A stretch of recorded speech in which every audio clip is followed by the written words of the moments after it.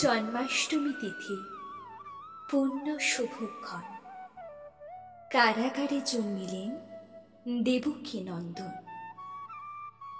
যমুনার ওপারেতে নন্দের ভবন, পুত্র লয়ে বসুদেব করিল গমন।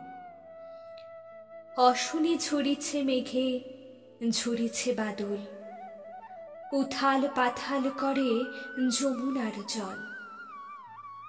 পুত্রকুলে বসুদেব যমুনা কিনারে, ভাবিছেন কি প্রকারে যাইব ওপারে।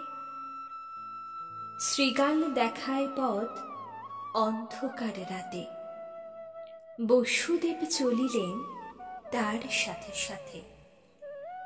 বাসুকি বিস্তারি ফলা ছত্রধরে শিরে, কৃষ্ণকাল বসুদেব চলে ধীরে ধীরে। শ্রীকৃষ্ণের জন্মকথা অমৃত সমান, লিখেন লক্ষণ কবি কৃষ্ণ উপাখ্যান।